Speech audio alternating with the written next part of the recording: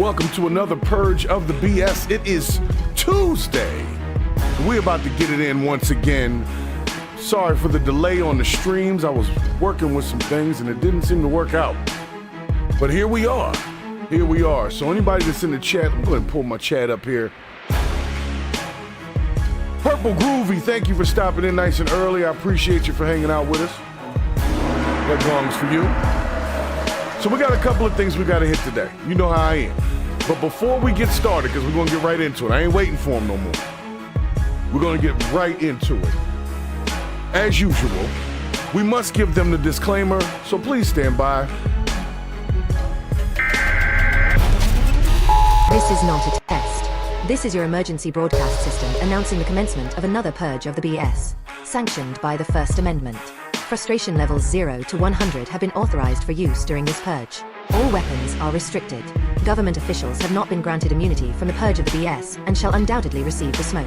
Commencing at the sound of the gong, any and all BS, especially unnecessary goofiness, will be purged without prejudice. Police, fire, and emergency medical services will be available, but they will be busy because they too will be watching the purge of the BS. Blessed be those who have already been victims of some BS. May God be with you all.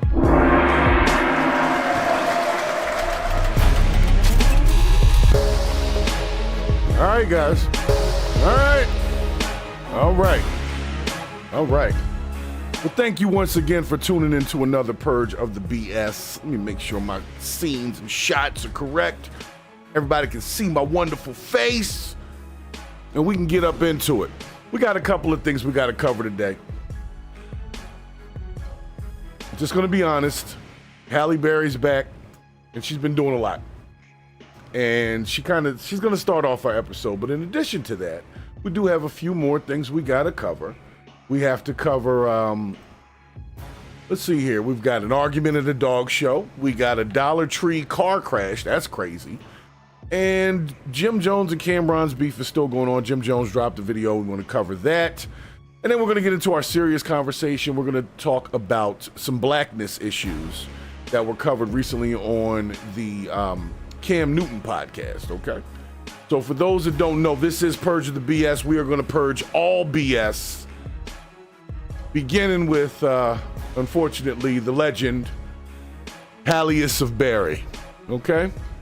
I hope you guys are ready. Let me go ahead and bring this in for you. Let me bring it in for you. Oh, make sure you hit the damn like button, too. Don't be stingy. Don't be stingy. Don't be scared. Don't be scared. IAMZSE in the chat, Purple Groovy in the chat, Al Bond in the chat. So we got the mod squad ready to roll. This is a good one. This is a good one. So let me just, okay. We're going to get right into this, guys. Because unfortunately, all right, now let me just say this. I think Halle Berry is a really pretty woman. She's almost 60 years old now. And she's a really pretty woman. But I don't really need my legends of acting and other things to just start being cringe and viral worthy, like just for the sake of doing so. And I say this because Halle Berry decided on Mother's Day that she would post this weird message of her and her man in the bed, curled up, and then she starts talking about lube. We're going to get into it. Pause, though. All right, let's make sure that the folks can see this clearly. Yeah, you can see it. All right, so the person on the left is Halle Berry, and this guy on the right is her dude, I guess. I don't know his name, but that's her dude. And so she pops up onto the internet with this wonderful message for the other mothers out there. So, showed y'all how my day started, how my Mother's Day started. And now, I'm going to tell you about, I'm not going to show you, I'm going to tell you about how my Mother's Day is going to end. You know, how it's going to end, huh? Yes. I wish you hurry up, too. First of all, we got our Let's Spin, because Let's Spin just came out in this cute little travel size. And so since we're in Cannes, France, I traveled with it for the first time. And we're about to give it a spin. You about to Cannes with Van. Oh, my God. Happy Mother's Day once again, everybody. I hope all of you are somewhere spinning. Oh my God, I ain't never been so happy to have Mother's Day come to an end. Yo. Okay. All right, let's unpack this. Let's unpack this. I don't know if she got paid for this. I hope she did. From whoever makes this lube that she's talking about, I hope they paid her for that. Because I'm going to be honest with you, I don't need to see Halle Berry in this capacity. I don't. It was a little weird when she was at the Met Gala like a week or so ago, and she was kind of almost butt naked. To be honest, I didn't mind that so much. But this, I seem to mind. Because I don't know what they're going to do with that lube. And I don't even want to really think about it. You see what I'm saying? Like, I really don't want to think about it. I hope she's trying to sell it. But even if she is, this is like when Ice-T started doing Car Shield and shit. It's like, hold on now. What levels are we dropping down to? Can't take our icons and have them advertising lube. Like, come on, man. This is... But I've heard from others that this is kind of like the way things are in Hollywood. People are just a little weird. They're a little too open. Like, I'm not without having relations with my significant other, but I'm not going to be posting nothing with us laying in the bed talking about we about to get it in. Nah, man, I don't want to. Nah, Halle. You're like somebody's grandma at this point. And no. I'm like I said, I do appreciate Halle Berry. I think she's a pretty woman, but obviously she's dried out because she needs all this lube over here. And this guy with his little cheesy smile, I can't wait to get up in it. Really? You can't wait to get up in that old dusty box and see what happens? I mean, it's still Halle Berry. So. All I'm saying is, Albon, you already know, man. I'm not into that. I'm not into that. Purple Groove, you got it. Dried up like her acting career. Dried up and needs to be lubed up. So, yeah, she jumped in there. For any of the ladies that watch the show or may come back to this video later, if you're the type that needs the full-blown lube up just to get things going, you know what I'm saying? You need a spit start, as they call it. Then, I don't really want to hear about it. Like, do you? That's why they sell these products. But are you going to buy this product because Halle Berry put it on herself? Like, if you're dried up and you're like, well, hell, if Halle Berry can use it, I'm going to go ahead and use that too.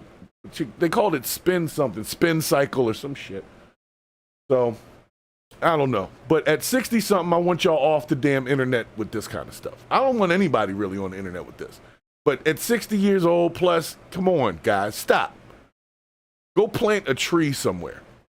Go do some gardening or some, something like older. Go play shuffleboard. I don't know, but just not this. I guarantee, you know what? I could have gone without that.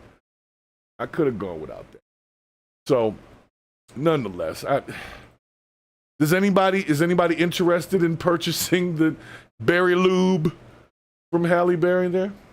Not me. Things are pretty moist in Florida. Let me just say that. Things are pretty moist in the South. There's no need for that where I am. Let me just say that. Something, man. This is ridiculous. Anyway, I'm through with these guys. Sorry.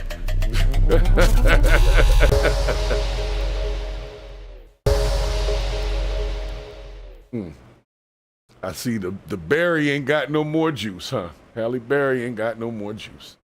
It's a damn shame. It's a damn shame. Well, as I said, we're going to run through these joints today because I'm not going to do a whole bunch of time. I like to do the time thing because that gives the notification some time to go out. But at this point, they'll catch it in the shorts. Later. So I'm going to move into our next story, guys. This is for my animal lovers, all right? Any dog lovers out there are going to actually probably enjoy this video a lot. So recently there was a dog show. Now, let me say this. I watch dog shows. I know I don't look like the type. I know I don't just come out as the type that's interested in dog shows, but every time a dog show is on TV, I tune in. And I don't really know why. It's maybe it's because of some of the funny stuff that the dogs do, or when the dog makes a mistake and they're kind of like ignorant to it. It's kind of cute, you know, and they got some really cool haircuts and stuff like that. So I do tune into the dog shows. But apparently there was one that looks like it was most likely in an urban area, possibly a flea market, okay? And the competitors resorted to their animalistic instincts. And I'm not talking about the dogs. I'm talking about the dog owners. Y'all got to check this one out.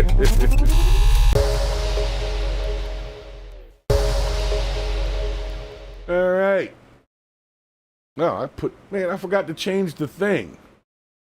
Hold on a second. Let me change the thing. Thing didn't change, so I'm changing the thing. That's a little better. Woo! All right, here we go. So these are dogs, these are people. You figure out which ones are the animals. It is what it is. I don't give a fuck. Why? Because it's exotic. This right here, everybody has. This right here, nobody has. Exotic is something. I got the Ain't nobody got this though. Everybody got bluffy. Nobody got this. Wake that nigga up. And exotic got the smash mug, not the long snout. Yeah. Long snout. How you figure? Less than two fingers. Snout. He can breathe. Wait. You got a tail? You got a tail? You got a tail? Oh shit. No high rear though. This ain't high rear. Stand them You up. crazy? You standing up. That rear back. Not putting on rear, Put baby. that rear back. Let's do a side shot. Put that rear Side back. shot. Let's do a side shot. Let's do a side shot. Let's do a side shot. Put him to the side. Let's go. Side shot. Put that motherfucker to the side, bro. I have never seen a dog competition with these kind of I'm competitors. gonna talk that The judge shit. saying you talking that shit. Let's see that shit. Let's see that shit. Yo, I'm gonna tell you right now, if they start doing dog shows like this, I'm watching all of them. These guys are awesome. Like, they are pumped up about their animals. Like, man, you got a tail? Look at this one. You ain't got no tail. This one got it. Look how big this one's tail is, man. Look at his balls or whatever. You know, whatever they do to compare their mutts. And I don't want to call them mutts. It's just I don't know them personally. So I don't want to call them bitches. Not sure what's going on. That Chihuahua face. That shit ain't got a bully face. She got a Chihuahua face. That's a fluffy Chihuahua, nigga. It is. Get out of here. It is. Get talking that shit. Get that face. But look at that rear what go. I'm saying? Oh shit. Talking that Come on, shit. baby. Long ass bus. Get that fucking bus out of here. Get that bus out of here, baby. Come on, man. Get that bus out of here. Your dog's scared, fam. Your dog is scared. Man, be scared. dog is scared, He's still more man. exotic than yours, though. You wish. He's still more exotic than Long yours. hair don't though. make it exotic, bro. That's a So chow what the fuck? chow. What it makes it then? Chow chow. What it makes it then? That's a chow What it makes chow. it then? Do you have it? That's No. a hairy Do you mutt. have Show it? the pedigree. Do you have it? Show the pedigree. Ant-Man, baby. Ain't no fucking Ant-Man. fluffy Ant-Man, bullies, baby. Yeah. Ant-Man all day. Yeah, show the Ant-Man all pedigree. day. Show the I can pedigree. show the I swear to God, I've never seen a dog show this amped. These guys are truly amped about these animals. At first, I thought they were acting, but this one on the left, he's sweating. So he is very serious about the exoticness of this pooch that he has.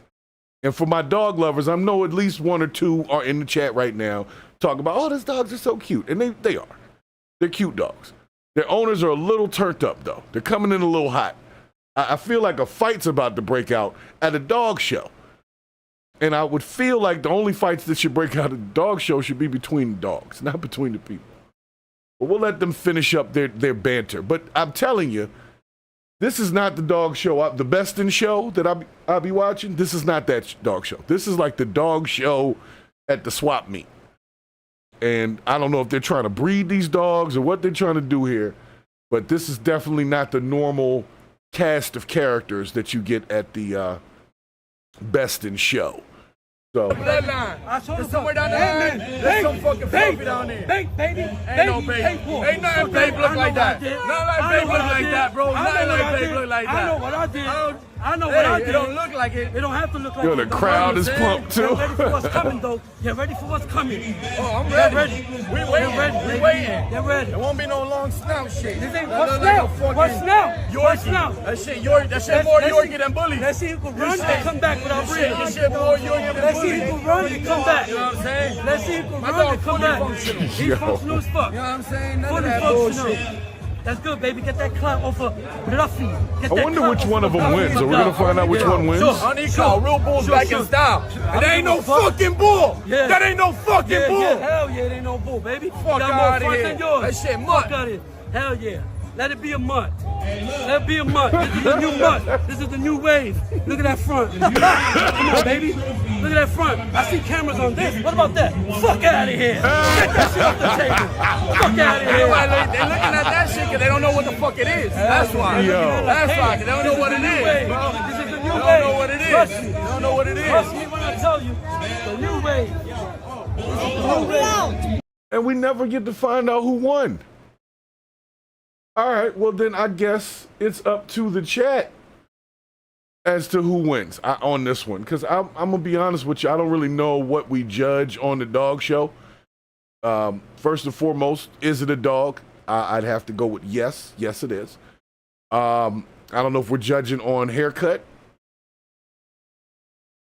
But I would have to say my winner. Let's see here. Which dog? Because I know ain't a bunch of people on here.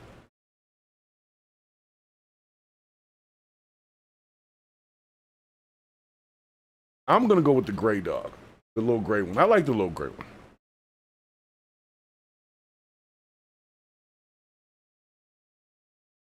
And I will say this, the two guys going at it just makes it so much more exciting. I really wish that they did dog shows like, like talking trash, kind of like how boxing matches are, where they, like face off in the beginning, and you know what I'm saying?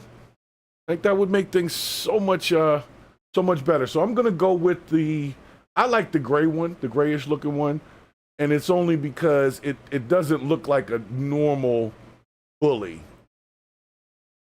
I think it's messed up that he just keeps his face or her face in this other dog's butt the whole time. But there we go. There's a little facial shot there of who I would consider best in show here.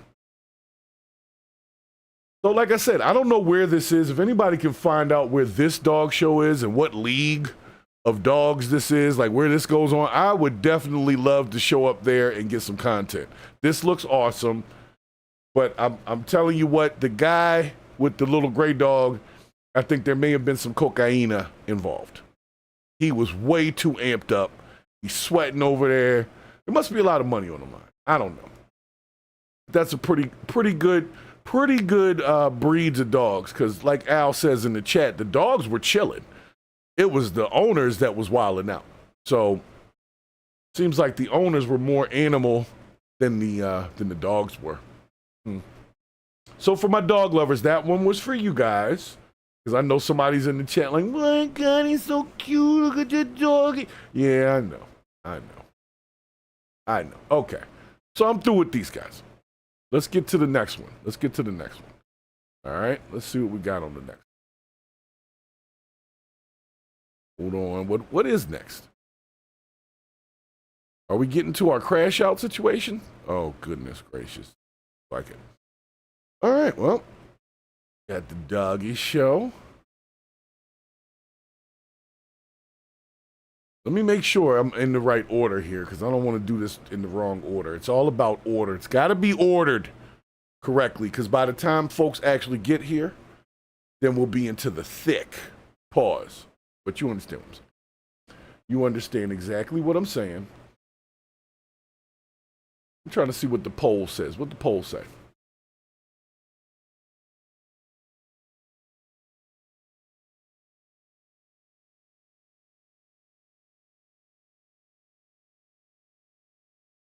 What y'all put in the poll? Let's see what y'all got. All right, so we got the grayish dog as the winner on at least on the Purge of the BS. Now, I don't know if the owners, like if we wanted to vote on the owners and whether or not one of them would win against the other, but I just think it was entertaining. I think it would make a dog show pretty entertaining if they kept doing stuff like that. I don't know if that was on purpose, like if those guys knew each other. I would venture to say it was just regular New York banter. For those that have ever been to New York, that is kind of how people communicate there. So they're amped up about everything. They're amped up about their dogs. They're amped up about their cars. They're amped up about their hood. They're amped about their clothes. They're amped. It's amped up in New York. Everything is at a 10 at all times. So nonetheless, now we're going to get into some debauchery because that's what we do.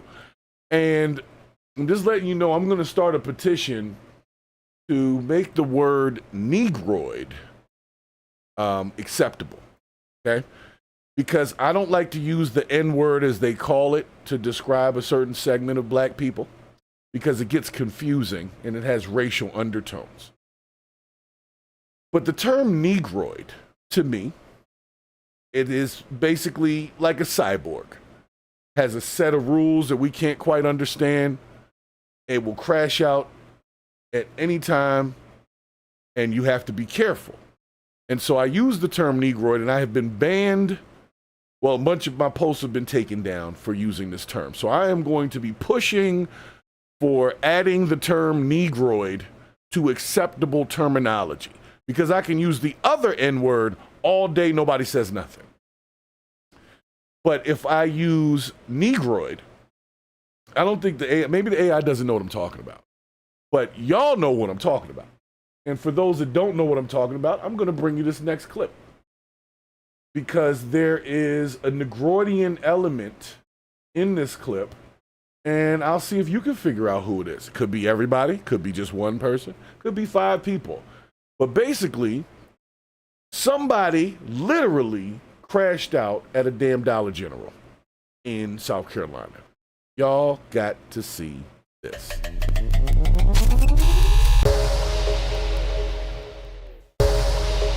Now, before I get started, make sure y'all hit that like button. If you're new to the channel, make sure you hit the subscribe, jump in the chat. It's only live while it's live, so if you miss it, you missed it. That's just how it is. So we're going to take you guys to the Dollar Tree in Bishopville, South Carolina, where an argument ensued among a number of Negroids, and it went outside, but then it came back in. Y'all got to see this. This is crazy.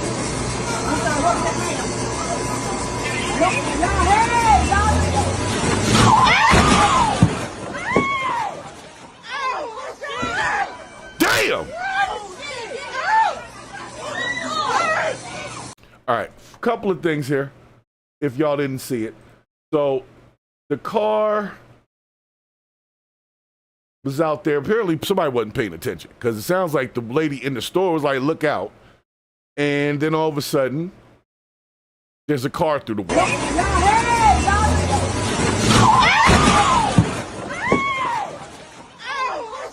Now, let me tell you what. You get hit by a car, push through a wall. Y'all saw that? Through the wall, and you hop up. You hop up. Like nothing. Like you hop up like not even limping. You guys see this, right? Through a wall, hops up like nothing happened. Look at this. Look at this. Negroid. You understand what I'm saying? A full-blown robot. And still ready to fight.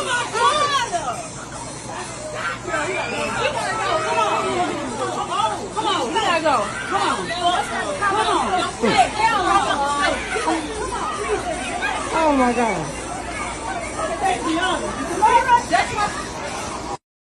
All right. Are you guys starting to understand what the term Negroid means? You saw what I saw, right? The average person is not hopping up and running away from that. The average person's hurt. But a Negroid is a robot. Okay? And they come in different models. This particular model is the bonnet model. That's the younger bonnet model. But she literally gets crashed through a wall and hops up and just walks off and then comes right back and starts fighting. It's crazy to me. Look at that. Just walked off like, oh my goodness, my hair done got messed up. Now, that's where the secondary problem is. The person who did this got out the car after they did it. Right here. You see what I'm saying? They get out the car, and then the people who were the robots come to get them. Now, here's my question. Why get out of your weapon? Pull off and go. What do you think? People are going to be happy when you hop out? What, were you getting out to render aid? That was the dumbest piece. Like I said, there was a lot of stupidity involved in here.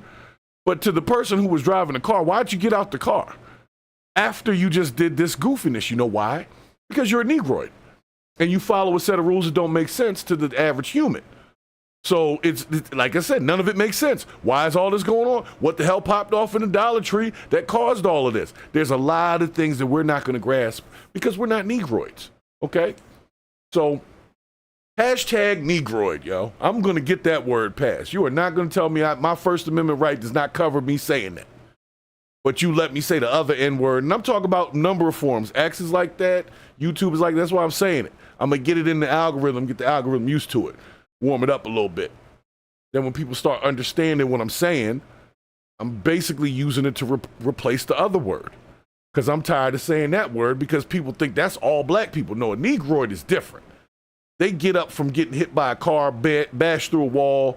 The bonnet didn't fall off. She had on slides. The slides didn't fall off. She had on some Crocs. The Crocs didn't even come off. She had them in sport mode. That's what it was. But nonetheless, this was somebody's Mother's Day. Somebody in South Carolina. This is how they celebrated Mother's Day, was being at the Dollar Tree, buying some trinkets, and got a whole wall bashed in. So you got to watch out for those Negroids. Like I said, they've got there's different series models. This is the bonnet series, okay? The bonnet series is a little different. They are obviously nonstop. You saw it yourself. This was not AI. This really happened.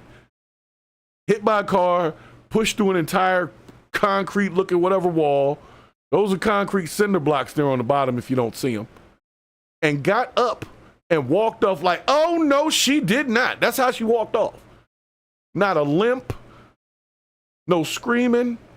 She didn't even run. She just walked off like the Terminator. You know what I'm talking about. So anyway, if this is your folks, go get your folks. We are tired of the Negroid invasion. As you can see, it's destroying nice. Oh, thanks for the super chat, Z. Got the what's the situation saying here? I can't read it. It just says keep it going. Okay, well I'm gonna keep it going then. I'm gonna keep it going. Y'all make sure you hit the like on the super chat and make sure that you do the same. That's how we keep the channel going. All right, guys. Well, I'm done with the Negroids in this video, but I have another segment for you. I hope you're ready, because here it is. Well, not quite. Hold on. All right. Okay. So we've seen the bonnet model. There's different series. That was a different series. The bonnet model was series 2. Series 1 was the rap model, but a lot of people haven't seen that one. But the series 2 is the bonnet model. They are dangerous. They have a low center of gravity for some reason. And so this one apparently is a male Negroid. Okay. So we're gonna have to figure out which version this one is. But apparently a guy goes into a Walmart. Now, let me stop you right here. And I'll say but me. Let me stop you, meaning me. A lot of people get frustrated in Walmart. Okay? It's a known thing. Lines can be long. The staff can be a little rude at times, depending on what Walmart you go to. But yeah, let me just let you know. This guy is crashing out in the Walmart. You know what? Context is always big for me. And in this case, I have none. I just know that people be upset in a Walmart and they start crashing out. So let's take a quick look here at another incident that apparently happened on Mother's Day.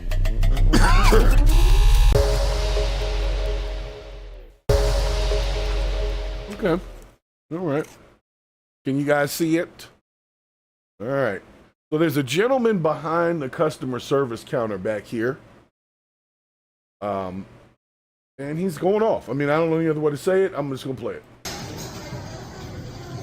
He's got no weapon. No weapon. Just throwing stuff around. Where's security at?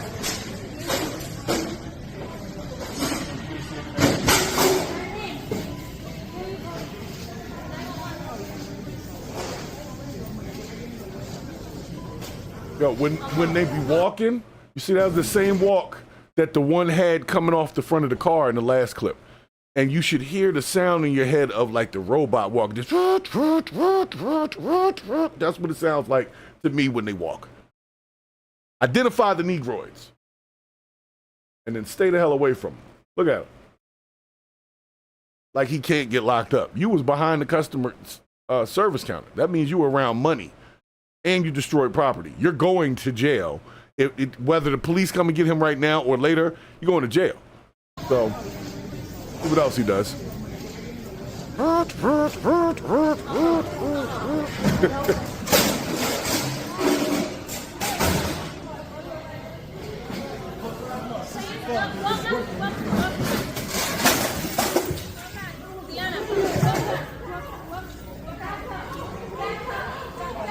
Where is security?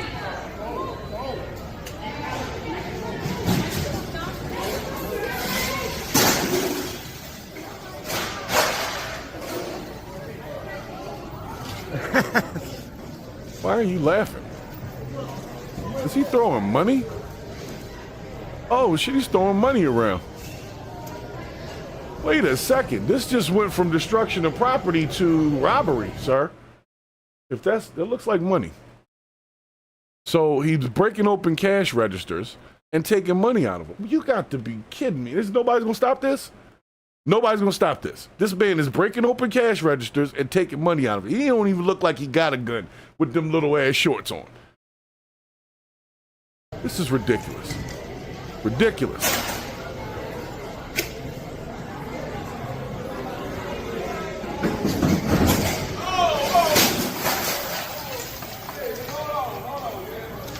You see the brute strength of the Negroid?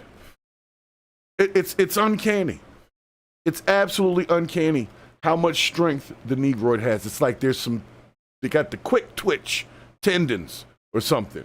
This guy has thrown at least 4 cash registers, destroyed a Jackson Hewitt machine. I don't know what you get out of it. I don't know if you get the taxes. I don't know what that is.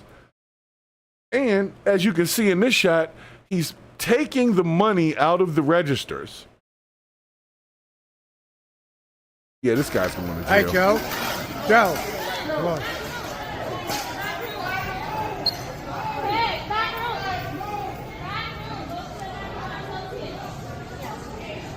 He's going in front of the store. Oh, man. He's going back. Don't record. Why not record? Why not record? I just don't understand this. There's too many people around that work there. I mean, I guess, you know what, don't put your life on. If you work at Walmart and people start wilding out, there's some people whose job it is to stop that. I get that part. But he is like, hit him with something. Like, you know what I'm saying? Run a cart at his ass or something. Put him in a cart. You know what I'm saying? Run the cart at him. He could probably throw that cart. This dude was throwing stuff. Guys.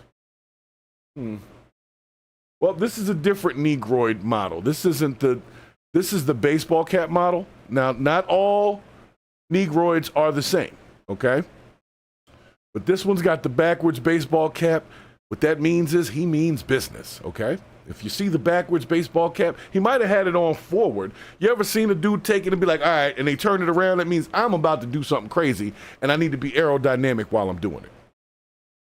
So this dude decided to crash out in a Walmart. I don't know where this Walmart is. I feel bad for everybody that's in there. There's probably kids in there, and they're watching all this go on, and nobody stops him. So I'm inclined to feel like either he worked there, or I don't want to say he was justified in this, but nobody stopped him. I'd have at least thrown one of these packs of gum at him. You know the pack of gum right here? The Icebreakers joint, it's about this big. And when it's full, peg that off the side of their head. But remember, this is a robot. And a lot of normal things that would affect humans do not affect, deter, or stop the Negroid. You must understand, the Negroid is under a set of programming that doesn't line up with the rational mind. So while we're trying to figure out why he's doing it, he has no reason to care why he's doing it. He's doing it because he feels like it. Emotionally, this is what he feels like doing. And we call it emotion, but it's just bad programming.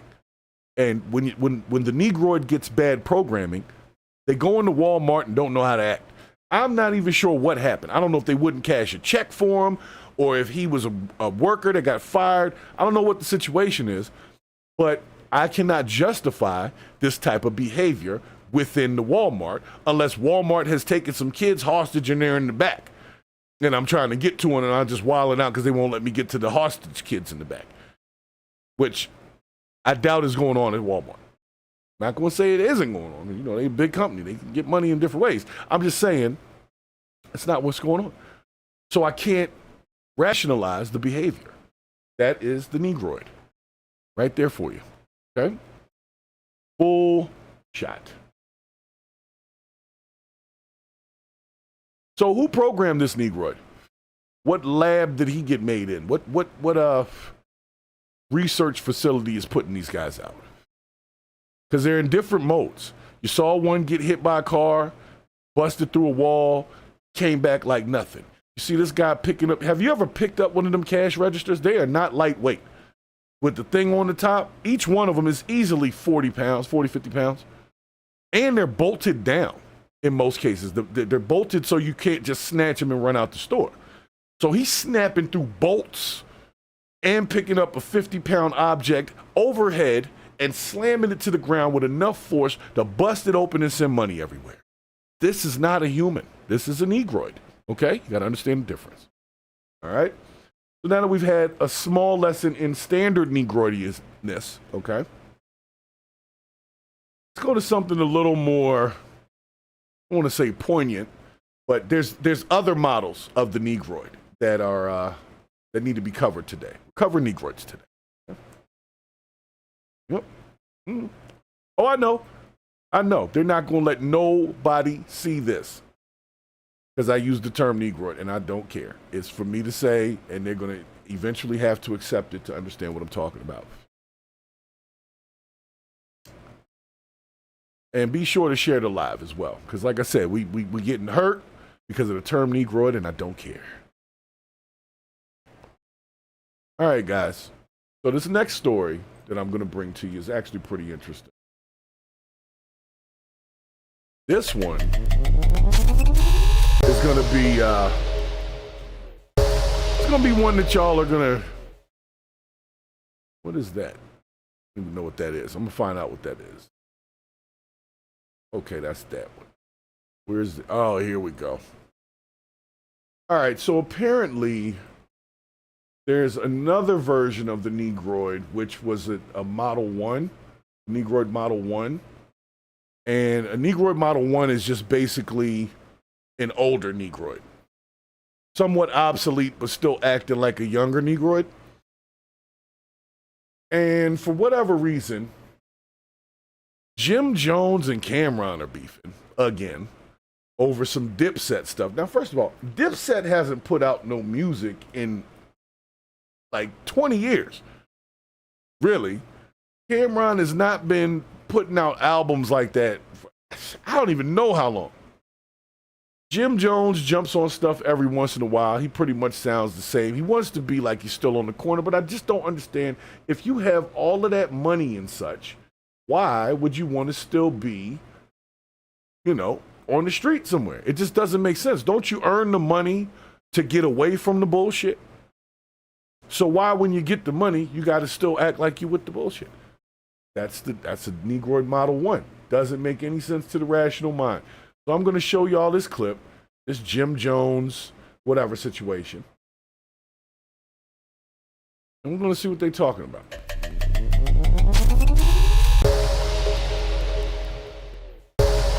Yeah, I'm still not 100% what they're beefing over. So I'm not 100% sure what it's even about. Let's see. Who had a better run in Harlem than me, bro? Ever.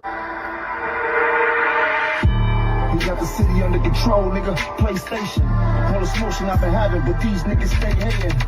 Never down in Bahamas, they thought I was on vacation. Cigarette boats for the coke, nigga, that was a vacation. Start getting keys. Oh, it's a response in song. How you had the longest run in Harlem, nigga, you never had a block. You never had a fight in the hood, nigga, you never had an op. You know I had a monster to them fiends, nigga, like I was trying to stop. Niggas. Hold on a second now.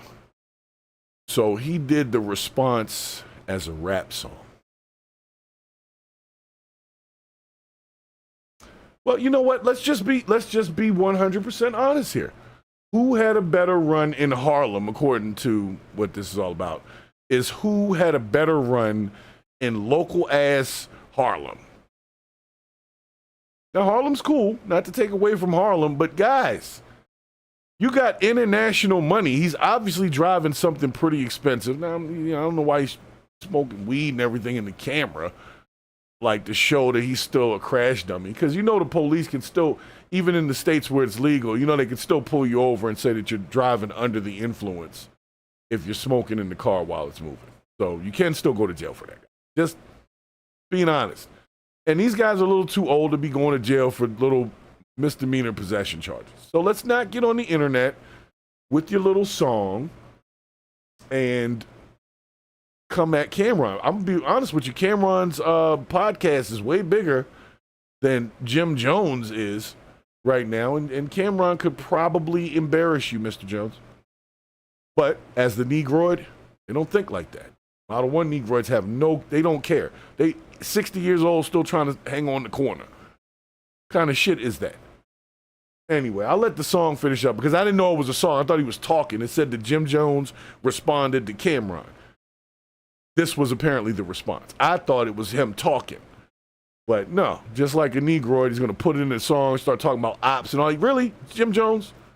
You're like 50, 60 years old, dude. You still got ops, not operations, because that's what normally happens at an upper age. No, you still worried about the ops? Really? How old are your ops is the question. Are we talking about old-ass ops like you? Like gray face, gray hair on the face ops? That's just oops. That's not ops. This is ridiculous to me, though. Like, these guys got money. You see this chain on his neck? I don't know if it's real or not, but it looks good. And if it is real, it's a very expensive chain. He's driving a nice vehicle. He's out on the, he's free. He's not stuck in the hood. If he's there, it's because he wants to be. So he's doing all right. But why beef with Cameron? You know why you beef with Cameron? Because Cameron's bigger than you, Mr. Jim Jones. And right now, if you beef with Cameron, people will start looking at you. It's a good time to drop a new project, which is probably what this song is that we're listening to. So I'll let it get the last 20 seconds there. Al said his ops is Medicaid and SSI. Exactly. They're not trying to give me my money. Niggas better duck in the rain when they start to scatter shots. Summertime about to spin around, think about to grab a drop. Per usual, nigga, that's what they know me for. And I always got that shit on. What you think them hoes trying to blow me for? Bitches on my body, on my niggas screaming Lottie. Little homie just came home cause he got hit up in the lobby. I don't like this. Jim Jones talking like he 22. Talking about spinning the block and all. Bro, you're not doing none of that shit. If you spinning the block, it's in a wheelchair. Stop. We allowed people to lie about what they were doing when they were younger because it was like, all right, this, you could be doing that.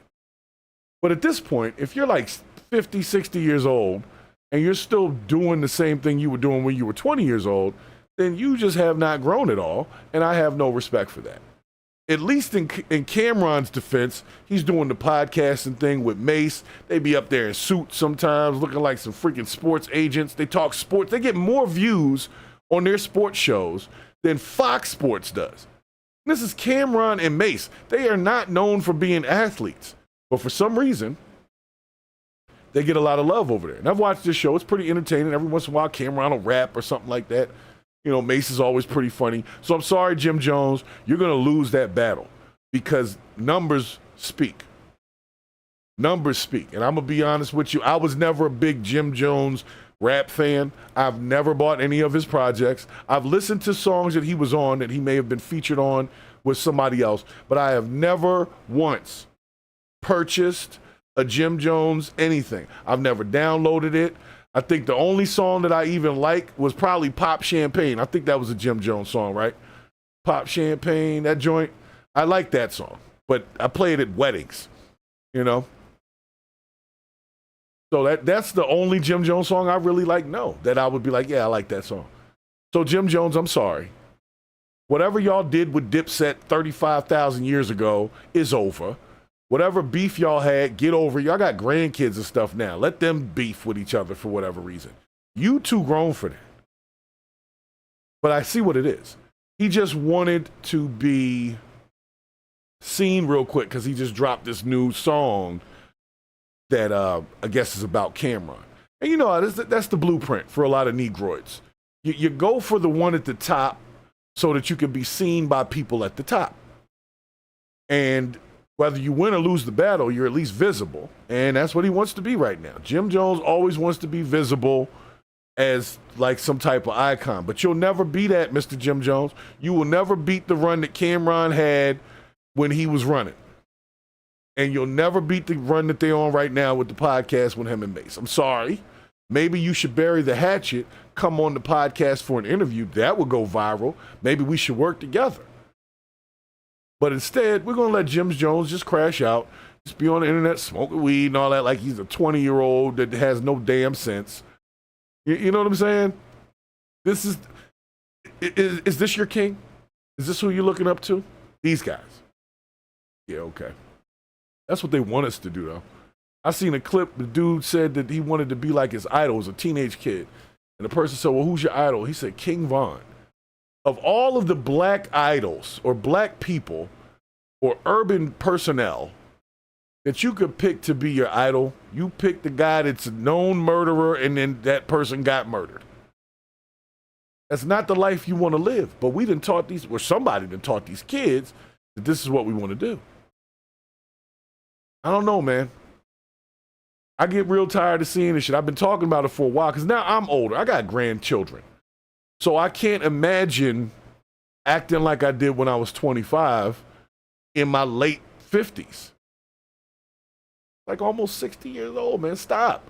Same thing with Halle Berry. She like 60 years old, butt naked in the bed, talking about lube. Like, come on, guys. Stop. Ridiculous. So anyway, I'm just going to put out the bold prediction. Jim Jones does not want it with Cameron. Lyrically, I'm going to say it. Cameron is a better rapper than you, Mr. Jim Jones. Secondarily, I don't think that they want to compete numbers-wise or money-wise because Cam is still making that money. If Jim Jones is making money, that's fine. But I think Cameron is doing better, just from what I can see. Now, I don't know who had the best run in Harlem, but hell, I'm not from Harlem, so I don't really care. Maybe Harlem cares. Maybe. But Jim Jones, if you care that much, that means that you haven't set your sights on the rest of the world. If all you concerned with is Harlem and what Harlem, how you ran Harlem. First of all, Harlem ain't that big. Like, if you want to be honest, it's not that big. So if you ran that small place, great. But get over it. Stop beefing with Cameron, man. I need to work together, man. It's stupid. Dipset used to be the shiznit, and everybody's hated on Cam because of how well he did. He was always the front runner in Dipset. Everybody was about Cam. He was in the movies and paid in full and all that kind of stuff. It was all about Cameron. So Jim Jones is just jealous. Jealous Jim is what I'm going to call him. That's a different Negroid model. That's the jealousy model. The model one is the jealous model. They're jealous of people who are younger than them. They're jealous of people who got more money than them. They're just jealous. So they try to show out to make it seem like they got more going on than they actually do. Jim Jones ain't got nothing going on. Nobody worried about no Jim. So, do with this guy.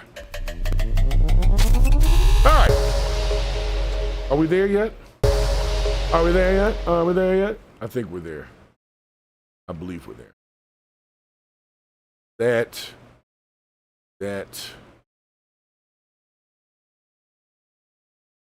Hold on. I think we're there. Hold on. I got to make sure I got through my stories for today first. Make sure. And for anybody that's in here, like I said, make sure you share the live. We have been ghosted by YouTube for some things that we're doing over here. Nothing too crazy. But, well, you know what? I'm not even going to say nothing too crazy. It's the Negroid thing. It's the Negroid thing, and it's fine. I don't mind. I don't mind. They're killing me right now. For those that's here, thank you for being here. Make sure you hit that like And make sure that you come back on Thursday. We're going to cover some Trump topics on Thursday because there have been some new developments in the Trumpism and the tariffs. So I want to talk about that with y'all. But that's Thursday's thing. I had to let some things play out. I have to see how certain things go before I start speaking on some of them. So I give it sometimes 24 to 48 hours to see the development of a story before speaking too early on. But nonetheless, this last piece we're going to get into here is for, I'm not going to say it's for my black people, but with everything that we've seen today and everything that I've talked about, there seems to be this underlying education is this underlying problem, right? There's an underlying problem that I think we are ready to talk about. And it's the Negroid in and of itself and how it's developed. And so I'm trying to have a conversation about how the Negroid is developed. And I wanted to get into a particular clip here that came from Cam Newton's podcast. So Cam Newton had a guest on there. Hold on one second. Let me check something first. And Z, thank you for the super chat there. I did appreciate that, so we run that back for you. And so basically, he went on Cam Newton's podcast, right? And he basically was talking about black history and how we're taught black history in school and basically the effect that it has on the psyche of the young black person. And he made some really interesting points, so that's why I wanted to bring it to you guys. This is just a clip. I think the interview itself was like an hour, so, maybe even longer. But we're just going to take a particular clip, and we're going to dive into Cam Newton's conversation with a gentleman named Nuri Muhammad. So let's take a look here.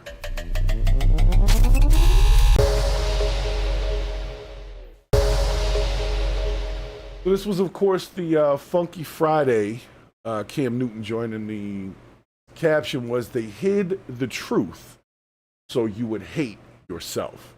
So let's listen to what Nuri Muhammad has to say. I'm going to speed it up a little bit. Just a little bit, because sometimes when you speed it up, it sounds crazy.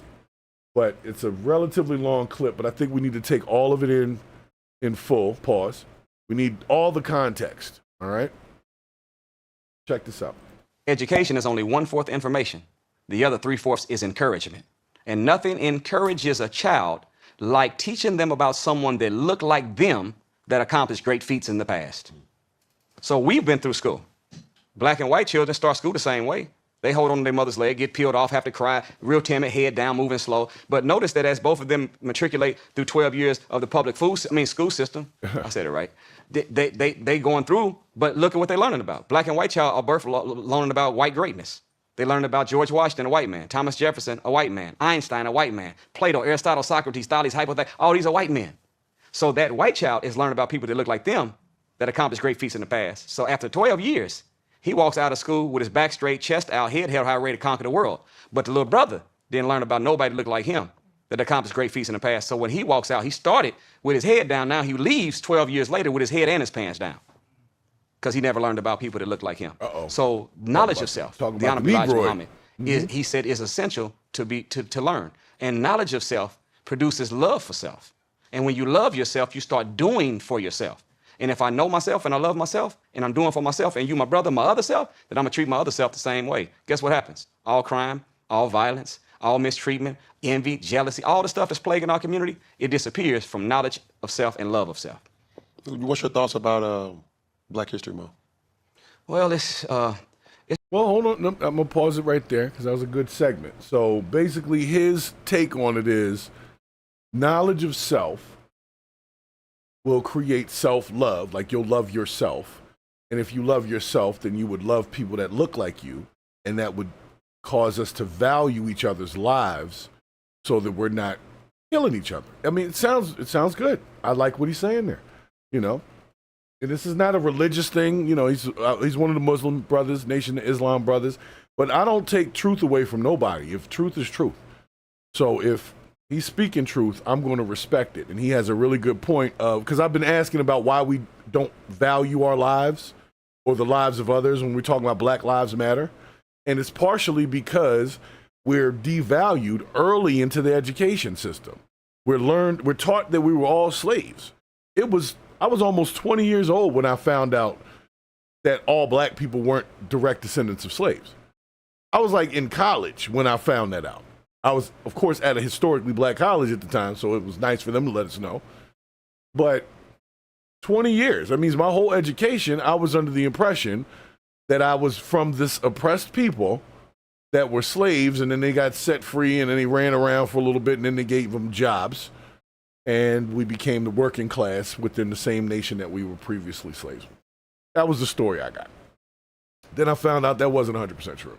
It wasn't even 50% true, to be honest with you. There was a whole lot going on that we didn't learn about. There was a whole lot going on. They changed what Thanksgiving was about and Christmas and everything. Columbus Day turned out to be something different because Columbus was drunk. It was just a lot of stuff that we learned different. So I do believe that education is the key. I've been saying it on this podcast for 2 years now. Education is the key. Education is the key to knowledge of self. Education is the key to competing in this so-called merit-based, non-discriminatory world that we're now supposed to be in under Trump. And even if it is racial or racist, for those that feel and believe that, you still got to compete. See what I'm saying? And your competition is based on what you know, first and foremost. Now, granted, there is some level of who you know, but if you don't know nothing, especially if you're in a non-competitive group, then you'll be nothing. So learn something. When you get educated, don't just learn what the school is teaching you. Learn something about your family. Learn about yourself. Learn that you came from a long line of entertainers, creatives, artists, whatever it is. Learn about yourself. Learn about your bloodline. Learn about your family. Because when I found out my family bloodline, it blew my mind. And I wish I would have known sooner. I'm just going to say that. So we'll let him get to his next point here. It's a pretty little cheap pacifier. And this is talking about Black History Month. Now, a lot of people have mixed feelings about Black History Month. I'm just going to give you my synopsis and I'm going to let him finish up. I appreciate Black History Month. That's the best I can tell you. I don't necessarily want it to go away, but I wish that we could have some new heroes to celebrate. I wish that our heroes weren't always marred by, at the end of their story, somebody shoots them and they die. It's almost like a deterrent for the free-thinking Black person. It's like, hey, if I speak against the system or I try to invoke change, I'm going to get shot in the head. That's what that teaches us. So when we keep reminding ourselves of Martin Luther King and Malcolm X. Those are two guys who were very powerful vocally, and they got shot down. They were set up by their own people, and they were shot down. So it's very hard for other Black people to want to rise up to those ranks, because at those ranks, you get shot down. So Black History Month should definitely be more than just Martin Luther King and Malcolm X. Those are the ones they want us to learn about because the end of their story is scary, so you don't really want to be that. But if you start learning more about people like, let's say, Charles Drew, who was a phlebotomist, I believe. He came up with the blood plasma extraction that keeps people alive to this day on an IV when they need a blood transfusion. And he was the one that came up with transferring plasma and all that kind of stuff. It's way bigger contribution to American population than just the speeches of Martin Luther King or Malcolm X. But we don't learn much about Charles Drew. You learn about Malcolm X and Martin Luther King. And it's always every Black History Month. And, of course, Harriet Tubman. And Sojourner Truth. You know the names. It's all the same people from like 50, 60 plus years ago. We ain't had no new heroes since. Nobody new to celebrate during Black History Month. They don't celebrate Louis Farrakhan. Now, I'm not a big Farrakhan guy. I like some of the stuff he talks about, but I'm just saying they never celebrate him as like a newer person to celebrate. You got to get shot in the head to get celebrated in Black History Month. So, anyway. That they stuck in our mouth. You agree with it or disagree with it? I disagree with it in the sense of this. Here we are, the people with the longest history of anybody on the planet. Yet when it's time to remember us, we get the shortest month of the year. Think about that for a second. And notice that Black History Month in the educational system is never before slavery. It's always from the plantation to the present or the cotton field to the current. You never learned about Imhotep or Mansa Musa or the Nile Valley Civilization or Timbuktu or the lost city of Atlantis. We don't learn anything about what we were before we were kidnapped and brought to America and westernized and Caucasianized. We don't learn about what we used to be before we were brought here. We learn about the accomplishments of a slave under the slave master or about a freedom fighter or a revolutionary who either was killed or their movement was broke. There you go. So guess what happens to the mind if all we know about is plantation to the present? What happens is if we look back and we see us as slaves living in mud huts, working from can't see morning, can't see night for free, dressed in burlap, then we start getting a little apartment, you know, $10 an hour, couple jackets, and think we didn't really came somewhere. Next thing you know, we start talking about we started from the bottom, now we're here. But if we could really learn about ourselves, we would say we started from the top, and now we're way down here. So in that sense, Black history is a scam that has been offered to give us a pacifier. A pacifier, it looks like a nipple, might even feel like a nipple in the baby's mouth, but no milk is coming out of the pacifier. It's put in the mouth just to put somebody to sleep. And unfortunately, this Black history, the way it's been taught, has put us to sleep. That's a good point. Bagel Minx, thanks for stopping in the chat over there. Appreciate it. ML, thanks for stopping in the chat. I wanted to address that comment that Bagel Minx or Minsk put in there.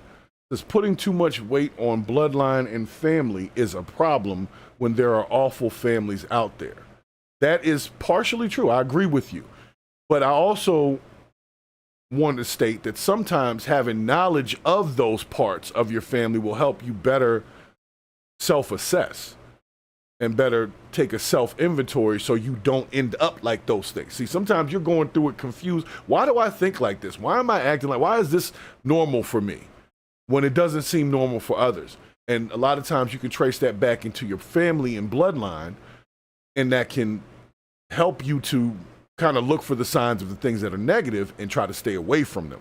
So I agree that yes, you may find some things you don't like in that, but having full knowledge of self gives you the ability to make adjustments and changes right now for the following generations.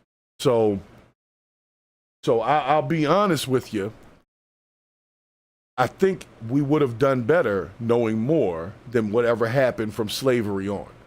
I've been saying that for years. It's like all of the Black history, when they talk about Black History Month, it's Black American history, not African history. So it has nothing to do with what Black people did in Africa. It only has to do with what Black people did once America was here and moving on. And if a lot of Black people knew that they weren't just some freaking savages and slaves, some of them were, but not all of them were. A lot of people don't even know there was Black slave owners. I don't know how, and according to the information I've seen, they were just as ruthless, if not more ruthless, than the white slave owners. So colorism was already a thing with Black slave owners. Do we talk about that? Nope. We don't talk about that. So I get what he's saying. I definitely get what he's saying. I get what you're saying, Bagel Minx. There are some awful families out there, but I would venture to say that if you educated fully 100% of the Black population, the amount of people that were necessarily negatively affected by their awful family bloodline would be less than the ones who would be empowered.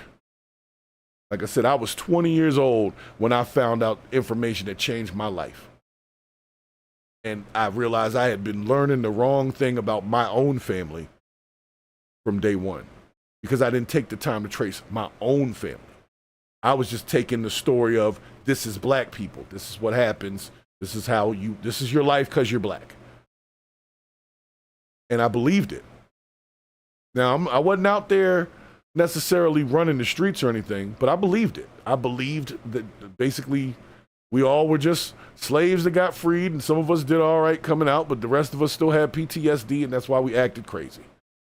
But it wasn't until I became a parent that I realized I put these ideas in the kids' heads. And then when they come home from school with some other idea, I have an option of either confirming it or debating it. But the main raw idea, it comes from the parent to the child. You see what I'm saying? Teach a child in the way that it should go, and when he grows up, he will not depart from it. Because that's your job, is to set the foundation correctly. So Black History Month was America's pacifier. I agree with this guy on that. Because what do we get? What do you get out of that? We got some streets named after people that got shot.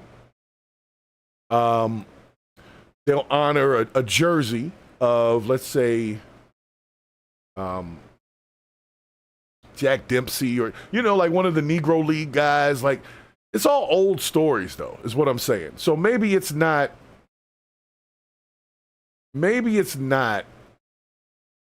that Louis Farrakhan would be the guy, but I'm just saying there's no guy. I just mentioned Farrakhan as a person who I've at least seen who's doing some talking. Now, I didn't say he's a martyr or he's the next black president or anything like that. I'm just saying he's not the only person out here working on something. There are plenty of urban, youth organization folks. There's plenty of people doing things that never get any highlight. They never get any real support, similar to this show. You know, we're not here to try to promote debauchery. We're trying to get people to understand that education is key and parenting is important, and fathers should be in, if not in the home, at least in their children's lives, without burden or without barrier. Like this, that's what the show is about. So that's why we don't get all that push. I guarantee if I was on here talking shit about women all day and all that kind of craziness, it would go viral and then it would be known for that. But I don't want to do that because I don't like the saturation of it. So because I feel that way, and I do agree that education and things like that are very important, that's why this show is like this. Because that's what I stand on. That way, 10 years from now, when they say, did you say you wanted black people to be educated and be able to compete? I'll be able to say, hell yeah. So I can stand on that. But anyway, I'll let him keep going. So yes, I agree. So far, I agree with this guy.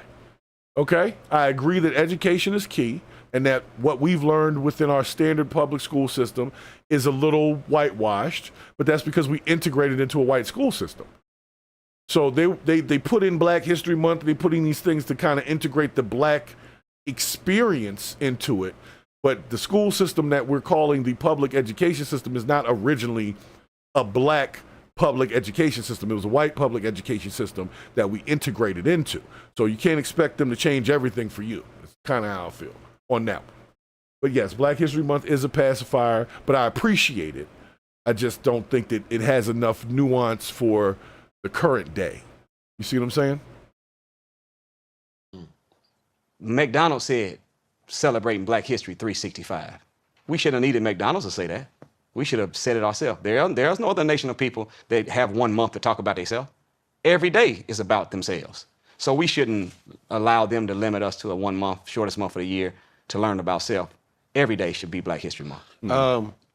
I said this before, but I draw a fence to who's the messenger of Black history.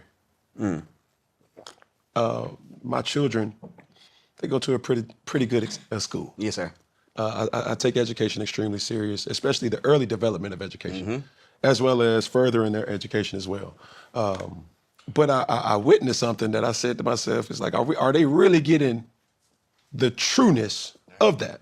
Right. Because at one particular point in time when you do some soul searching and you start saying yourself and you start asking those questions, it's like, hold on, where do we come from? Yep. Hey, we living in Georgia, see, a slavery state. Right. So if that person who's teaching you about something look like them, come on, and that's not to create divide. That's not to create, a bad guy, good guy. I just draw a fence sometimes when Black history is being taught by a person that is not black. Let me say look at how the Honorable Minister Louis Farrakhan put it. He said, any man that will not treat you right will never teach you right. They're not going, if there's an African proverb that says that if the lion hunter is the one that tells the story will always favor the hunter. So even when we learn this Black history, The reason you offended is because we have to teach our own children. Frederick Douglass said this, that any child that only learns at school is an uneducated child. We have to teach our children ourselves. So give them homework, Buckham, and just incentivize it. Offer them some money. And you watch how serious they get. Sorry if the stream just jumped there. Like I said, I already know the tube is on me right now. So I'm pausing it to make sure that it's coming back, because somebody give me a thumbs up in the chat if things are still synchronized. Give me a thumbs up in the chat over there.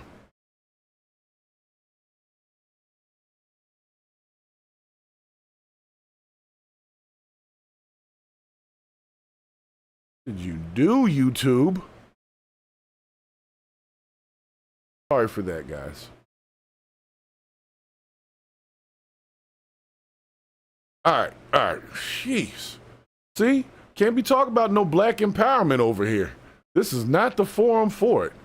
They do not want to hear that shit.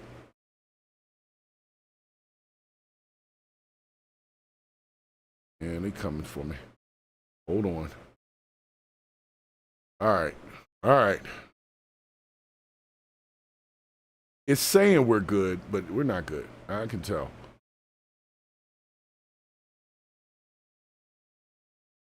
But did somebody report me? Somebody done reported me or something. All right, let's see if it goes. Our own children. Frederick Douglass said this, that any child that only learns at school is an uneducated child. We have to teach our children ourselves. So give them homework, Buckham, and just incentivize it. Offer them some money. You said offer them some money. Isn't that what we did? Back in the day, you offer your kids money for grades. Like if they got an A, you give them $10, B, you give them $8, whatever your sliding scale was. I remember mine was, I think it was $5 for an A, $4 for a B, and that was it. C's and D's and E's got no money. Only A's and B's were worth money. So I ended up with some kids that hit my pockets pretty good, but they were getting good grades and they did pretty well. My youngest kids, not so much, but the older kids, they definitely were competing for that money because I wasn't just handing out money at that point. So if you wanted some money from me, you had to literally do something positive, and I believe heavily in the reward system. So my kids know that. If you do something good, daddy got something for you. If you do something bad, daddy got something for you. All right? So I'm going to let this keep playing out. But, Al, you know how it is. Every time I start speaking about this black empowerment and bettering the community and conflict resolution and fathers' rights and anything that could be a positive for our overall community, and this ain't about race per se. It's like this. I can't expect the rest of the world to do anything for black people if black people are not doing things for themselves first. So my focus is on people that look like me, not being caught in the debauchery of videos and stuff like we saw earlier with the Dollar Tree thing and all that other stuff. If we stop having our people in these situations and locations, we can then start to grow. But part of that growth comes from information. If they know you're better than this, like if you know, hey, you're better than this, then sometimes that helps you with being a better person. Even when people are in like active addiction and coming out of it, the thought that they can be better than they are every day is what normally fuels them. So I'm beginning to believe that maybe the Negroids are addicted to the dopamine hit that comes from negative behavior because they don't have wins in other places. Like if you're not doing anything positive really in the community to be identified and somebody say, hey, that's a good guy, you do something crazy, you're identified that way and you get attention that way. So maybe that's part of it. Maybe it's a lack of attention and education that's got them acting like that. I don't know. But I'll let this Nuri Muhammad guy finish out. We only got a few more minutes left. I'm really pissed about them coming from my stream again.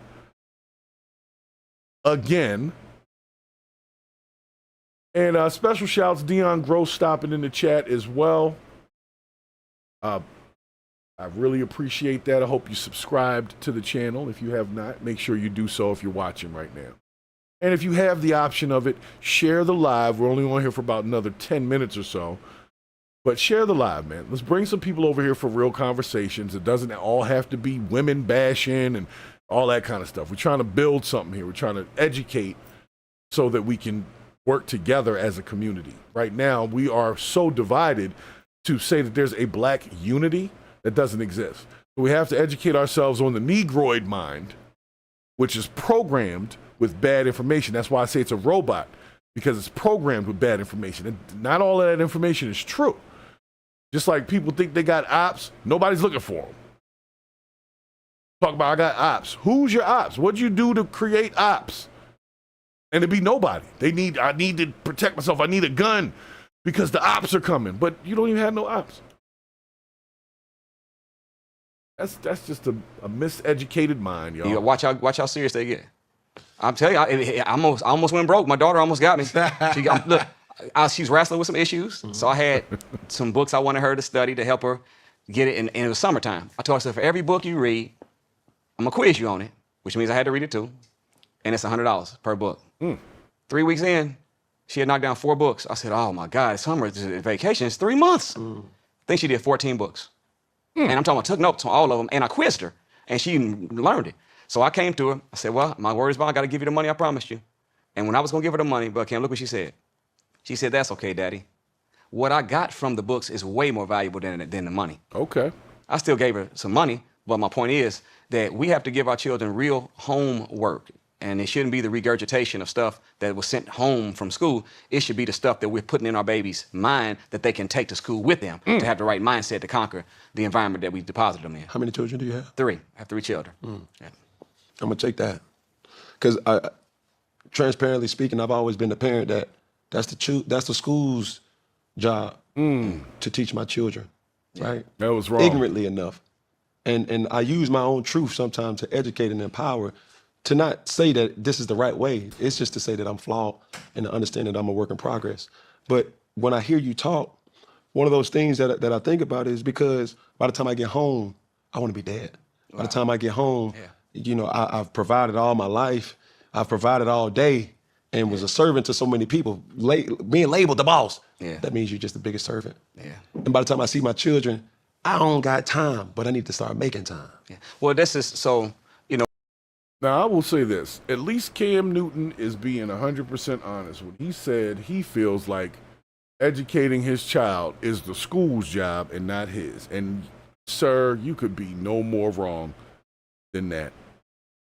The school is responsible for what I consider basic education, which is why I don't like all that extra shit, the ideology being rolled into school, because school should be teaching you math, reading, you know, maybe some writing skills, like how to use certain formats and, you know, using repetitive words to add certain swag to your like writing skills, like how an author writes, not just, you know, handwriting. I mean, like the style of putting things together, correct punctuation, good timing, when to use a semicolon versus a colon, those kind of things.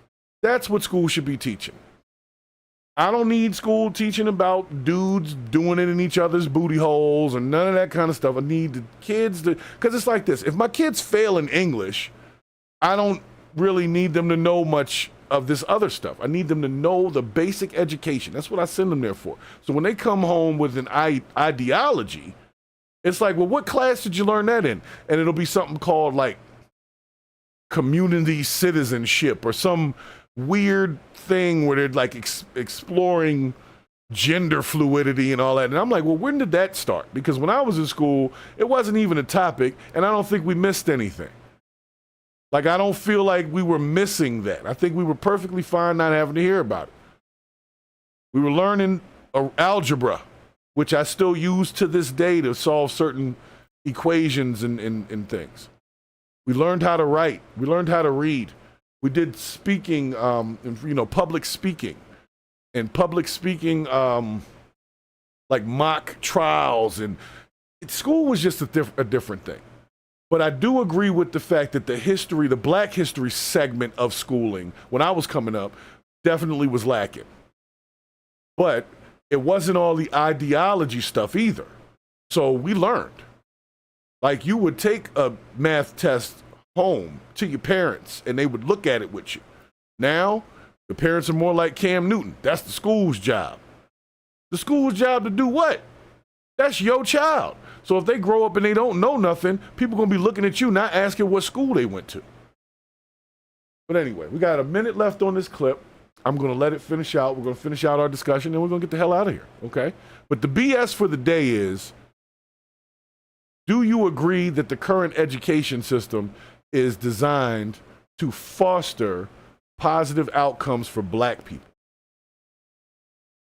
Or is it just that black people are able to survive in spite of because they have good education coming from the people at home?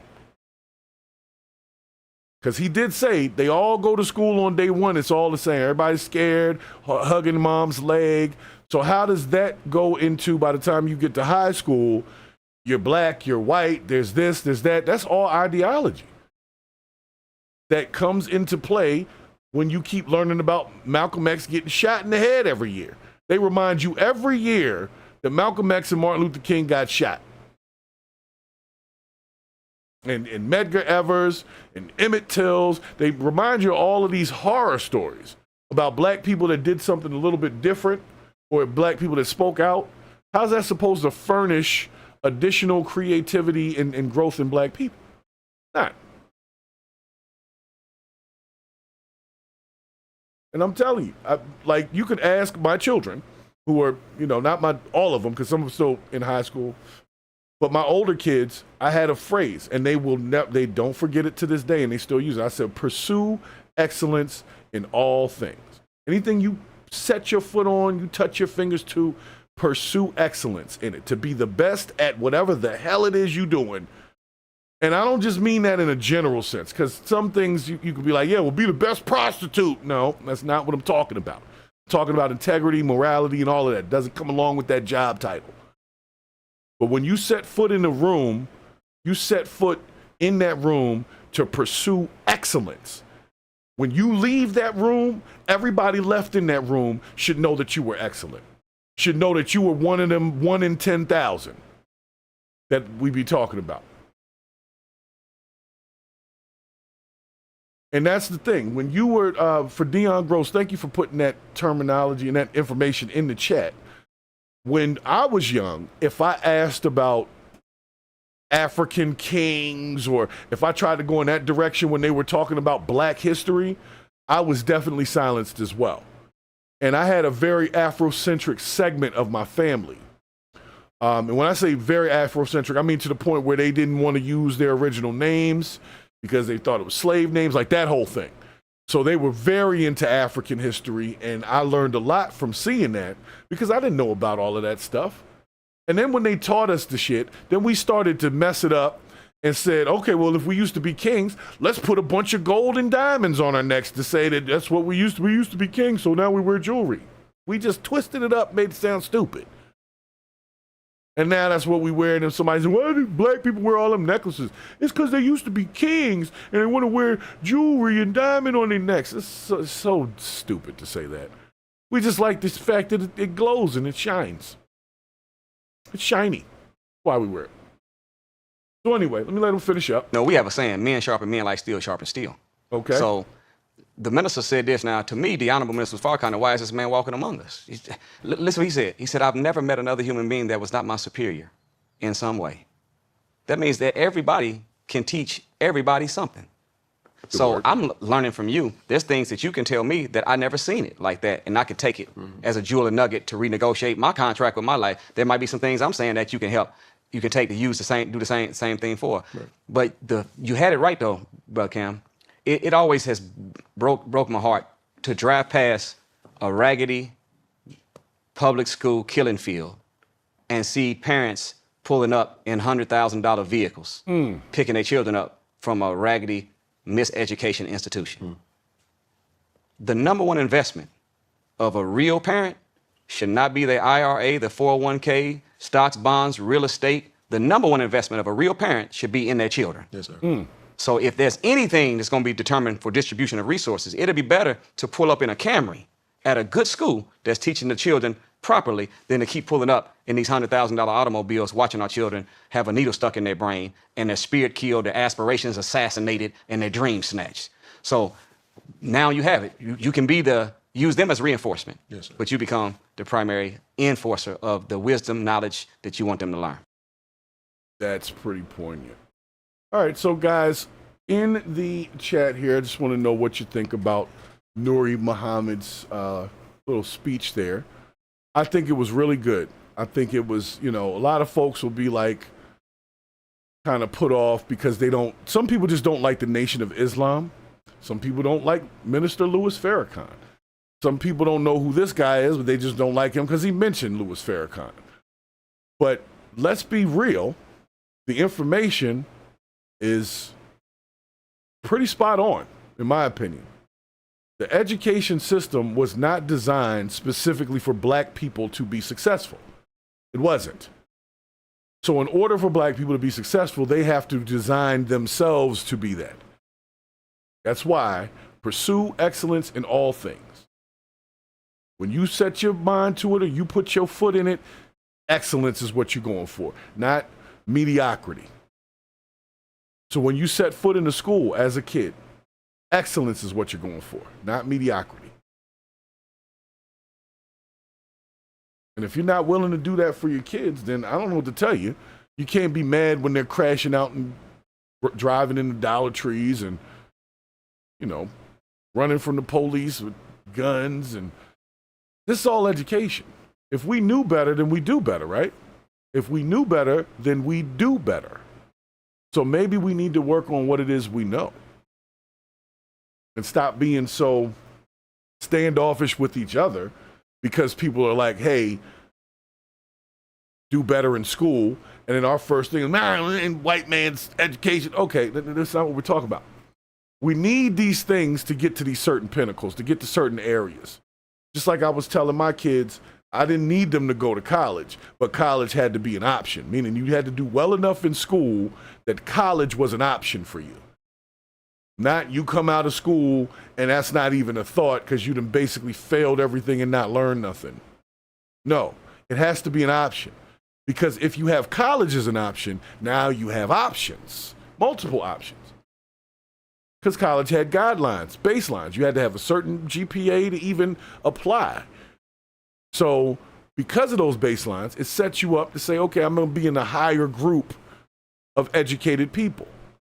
And I'm not talking about you got to get a degree to be educated. What I'm saying is having the degree as an option to do is number one. If you don't have that as an option, then you haven't really worked on much.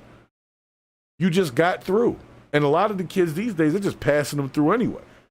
So they'll get out of high school and no college will accept them other than maybe the community college in the area, to which they'll have to pay for that. And even then, if you weren't a great student in high school and you think you're going to jump into college and be like a straight A student, and when I say not a great student, I mean like if you were just basically all D's, 1.0 average, you barely graduated, but you did, you're not going to, most people, there's always exceptions, but you're not going to jump into a college and be dealing with college level work and all of a sudden now you're an A-level scholar. It starts with the habits that you develop when you're young. It is what it is. So maybe we are miseducating our kids by not educating them beyond the school. But I will say this about the schools. They're not as interactive as they used to be. I remember teachers used to come to your house back in the day. Like if they tried to call and nobody answered, they would show up at the house. If they were really concerned about your performance or whatever's going on in school, they actually cared a little bit. But it was also because their passing ratios affected their paychecks and whether or not they kept their jobs. And so pushing people through wasn't really an option then. So you had to make sure these kids were actually getting an education, because that was the whole point of the integration of the school system, was so that black kids would get a good education and not be at a loss for resources, because separate but equal didn't work. They had separate schools, but the black schools were getting basically the leftover garbage books, pages missing and stuff like that. And the white schools had all the brand new stuff. So they said, well, let's integrate them into that so they all have access to the same resources. The idea was good. But then black parents took the stance that Cam Newton just took. It's the school's job to educate the kids. Now, let me tell you what. Maybe in this generation, it might make sense. But a generation or so before, we were fresh out of the civil rights movement and integrating the schools, which is why the parents were so on it, is because they didn't know what the kids were learning either. And that's why everything was chill. Once the parents started putting their hands up and saying, oh, you know what, the school can handle it, that's when they started mixing in ideology and additional colorism. And here we are.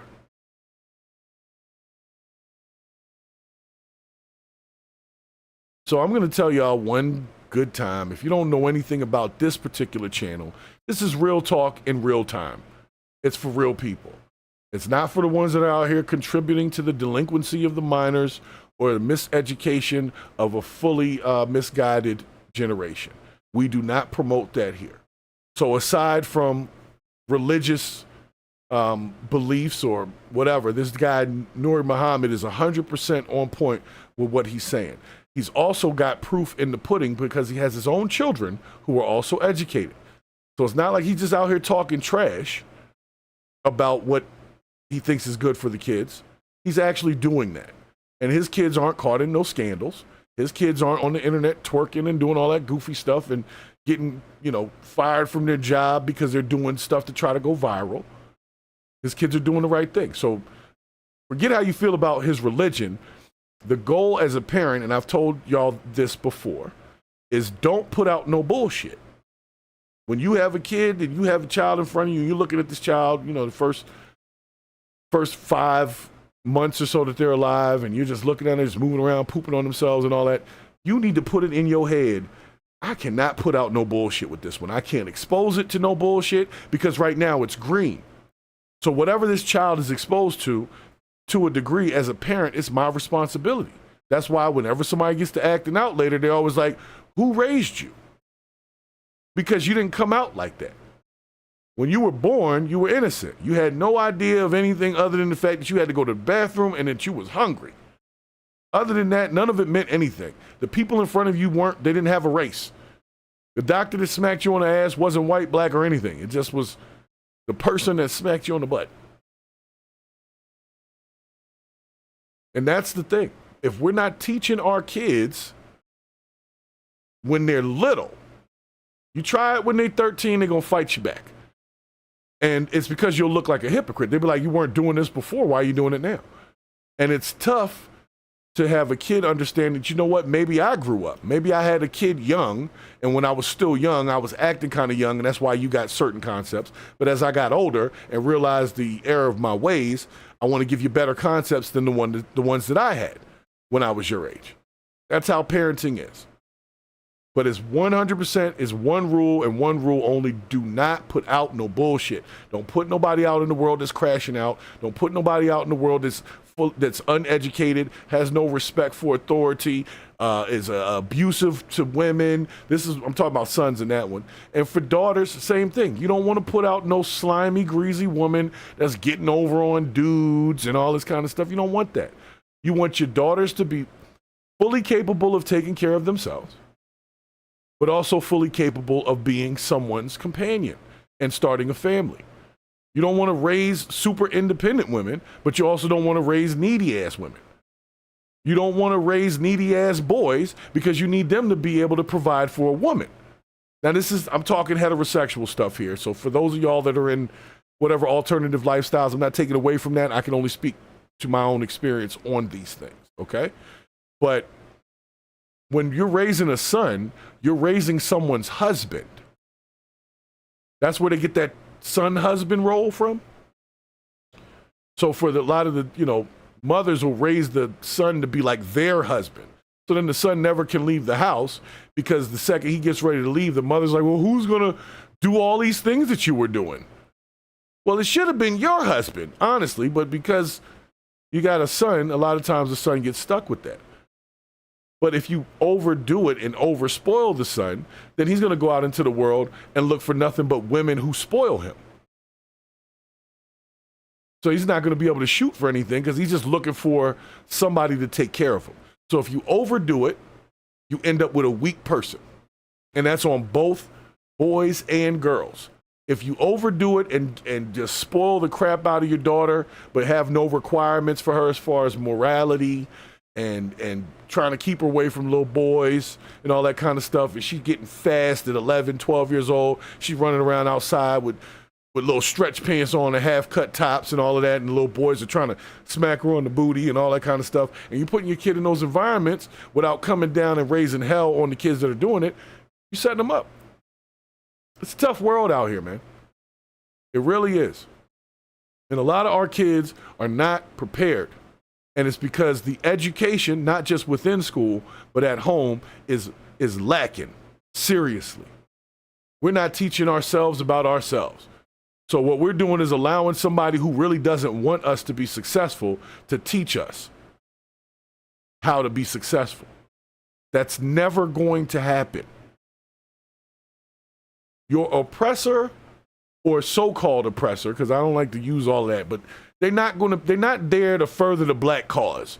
The teachers at the schools are not at school because they were in their life, they were like, I want to further the black cause, so I'm going to go be a teacher to do so. That's not why they do that. So if you think that's what they're going to be doing, you're sorely mistaken. Sorry about that. You are definitely mistaken. But that doesn't mean that you can't make an adjustment or a change now. You know what I'm saying? You can do whatever it is you need to do, but first you have to identify with the fact that the education of the child is the problem. And if they're getting bad information from you as a parent, whose fault is that? That's your fault. You the parent. So don't leave education up to the schools. It's not worth doing. It really isn't. And the reason why is because that is not the group of people who should be responsible for implanting that pursuit of excellence in your kids. You should be implanting the pursuit of excellence in the kids. And then when they go to school, they exhibit that behavior because that's what you taught them. Not because that's what the school taught them. So I know it's a lot, and a lot of people don't want to hear about that, but it's our fault. All these crash dummies out here, they are kids. They're our kids. So if we don't make a stop to it, imagine the quality of people that they're going to create. They're going to create an even worse situation. We have a choice. We don't have to sit back idly by and let this keep happening. We can make a change. But the change starts internally with self. I'm better than this. And then you turn that to your kids, you're better than this. You don't have to do that. You don't have to walk around here with your damn pants hanging off your ass. You don't have to walk around here looking like a thug. You don't have to do any of that. And you can promise them, as an adult, you'll know, you can promise them that life will be better if they don't do those things. You can promise it. I can guarantee it. Because I've seen it. Hindsight is 20/20. So I know the kids that were the straight A students in high school that I still know to this day, they're doing all right. Every last one of them. Ain't none of them end up in the gutter. None of them.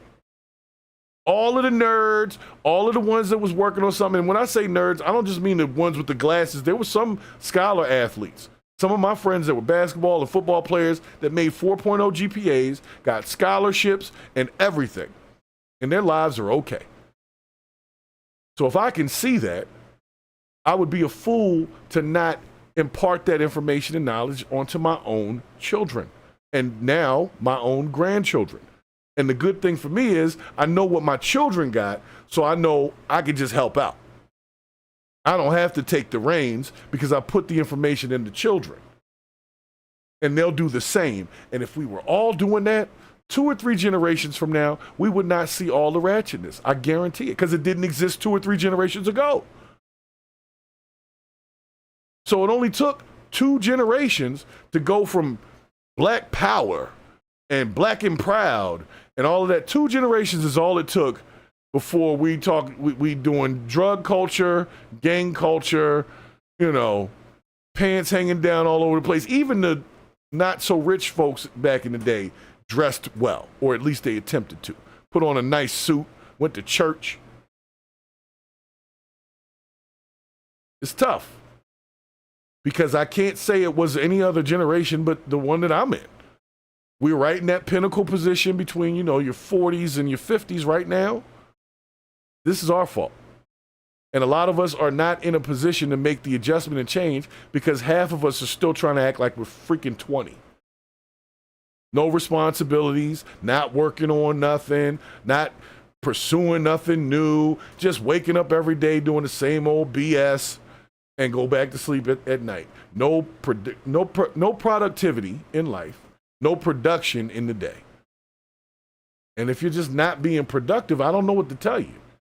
You're not going to like it here. This ain't the place for you. All them handouts and shit that they was doing for years, they going to cut all of that off. All of it. You're not going to be getting Section 8 just because somebody knocked you up. See what I'm saying? You still an able-bodied person, they're going to expect you to make that body able. So we need to stop thinking low like that. Generational unwealth is how we have come along.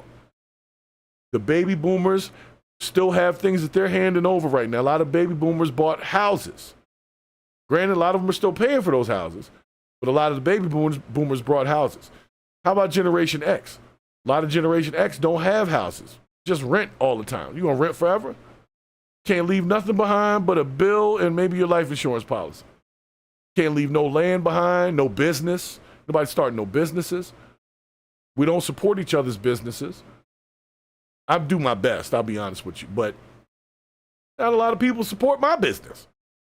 Matter of fact, the biggest supporters of this show and the business Freeman Services are unfortunately not people that look like me. That's just the honest truth. The biggest supporters of this channel are not necessarily people that look like me. And I don't know why that is, because I do talk about black issues, and I think it'd be a little awkward to have the black issue conversation with a bunch of white folks. But hey, if that's who's tuning in, they want to hear it, hey, I'm here to talk about it. But I know what it is. I've seen it already. We don't support each other in business. We don't support each other in education. We don't support each other's growth. When we see people doing positive things, we want to call them clowns and lames and all of this. But we support drug culture and gang culture and fighting. That's it. That's all.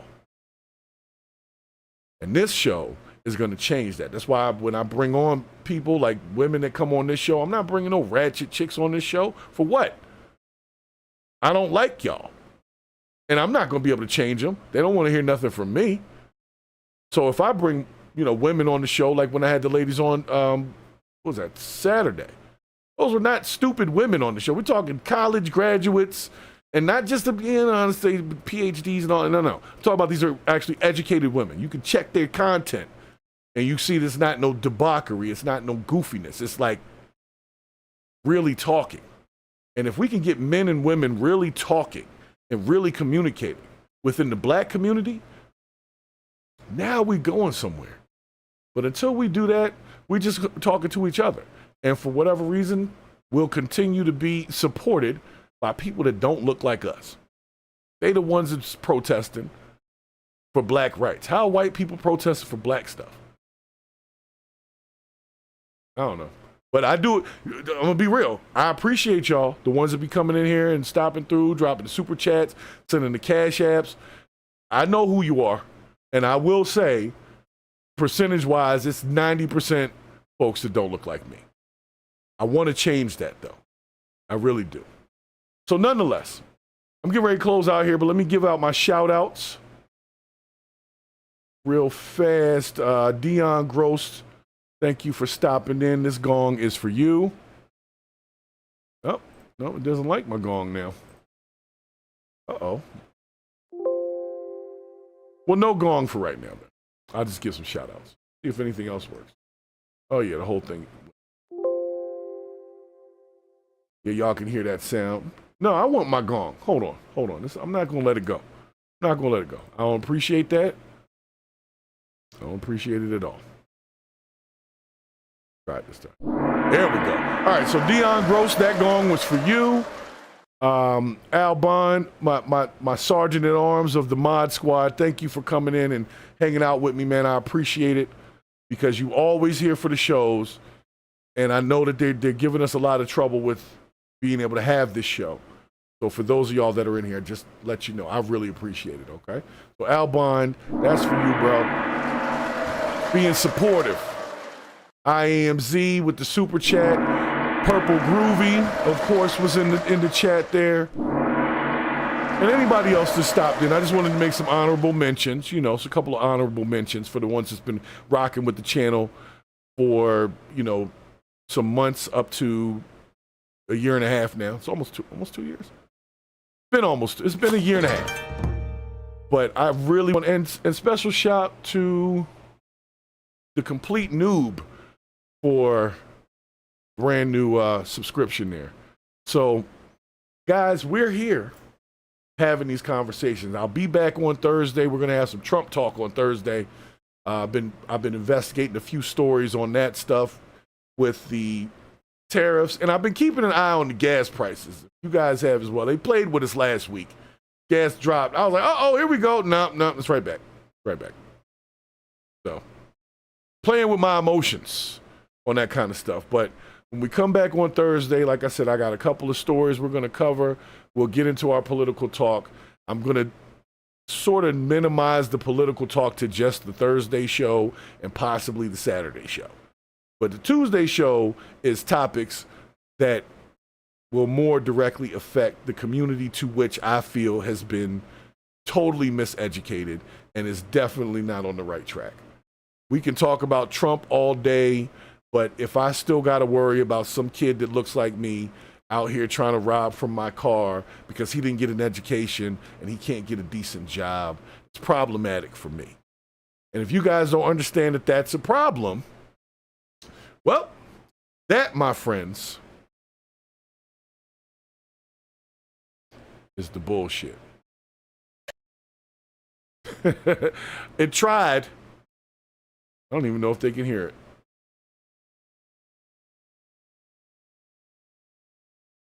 All right, peace out, y'all.